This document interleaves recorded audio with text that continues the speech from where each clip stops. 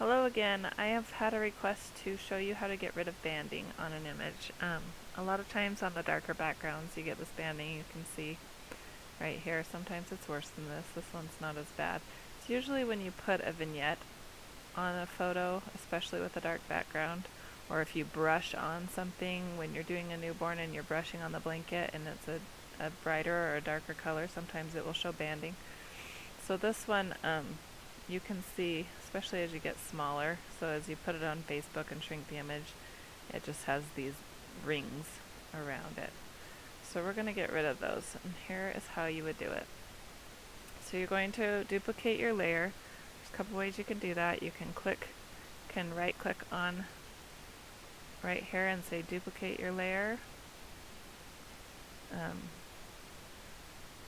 Or you can do Control J or Command J. Or you could go up here to layer, duplicate your layer. I can't say that word. Duplicate.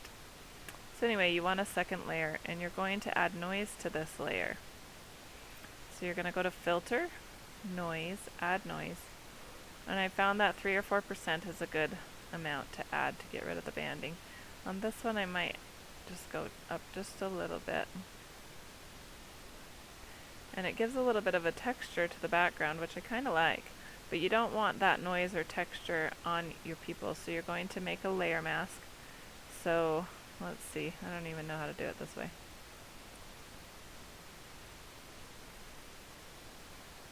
Yeah, I don't know. So you click this little icon down here and it makes a layer mask on the layer that you are clicked on.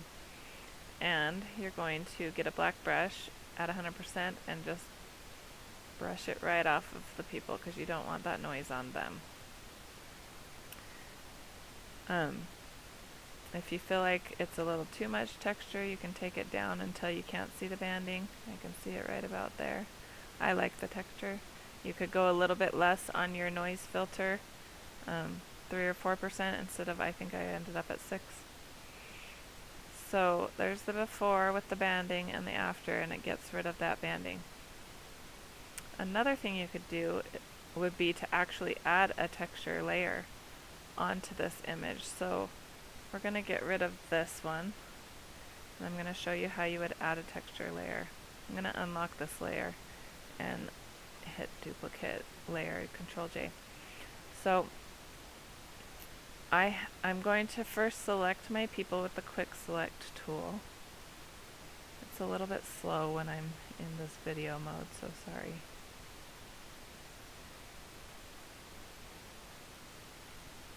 Get all the way to the edge of him here. His shirt kind of blends in with the background a little bit. Right here. You can't tell, but his body is right down here too. I'm going to erase off right there.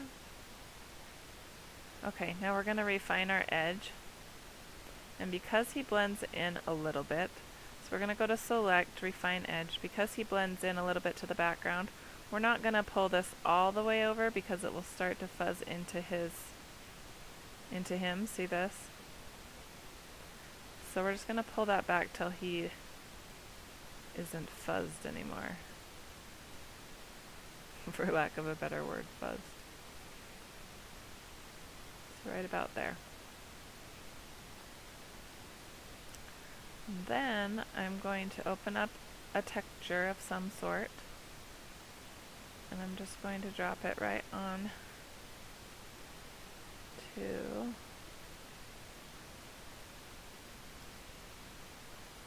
my image. And put it back up here so I can use it if I need to. Okay, so I have my outline of my people, right?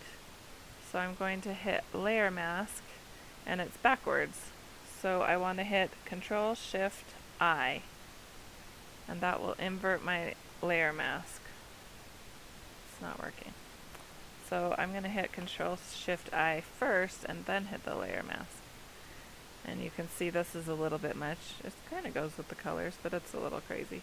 You could lower the opacity and use it that way, but I'm going to use it like an overlay. and I actually really like the colors here. But if you didn't like the color and you just wanted it to stay your slate gray background, you can go ahead and add a saturation layer just to this texture layer. So right here, this little button, it'll clip whatever's above to whatever's below, right below it. So that, see the little arrow, it clipped it just to this layer, and now we can do this and it only affects that layer. And we have the texture in black and white all the way around. You could do a little bit of color, you can mess with that. Obviously you don't want lots of color, but just mess with your sliders a lot because you'll learn a lot just by going to the extremes and seeing what they do. So, I like that texture. It's maybe a little bit strong, so I'm going to group that and then turn it down a little bit. Nope, I see our banding, so I'm going to turn it down till I don't see the banding. And I see banding at about 80, so I need it to be pretty high. And you can mess with different blending modes here. You could go soft light instead of overlay. You could go hard light and it gets a little crazy.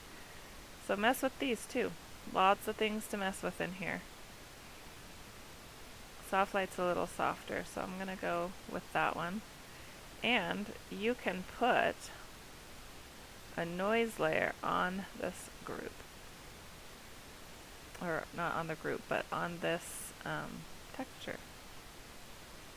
So that if you use both methods, you can still get rid of even more banding. So those are a couple of ways to get rid of banding. I hope that helps.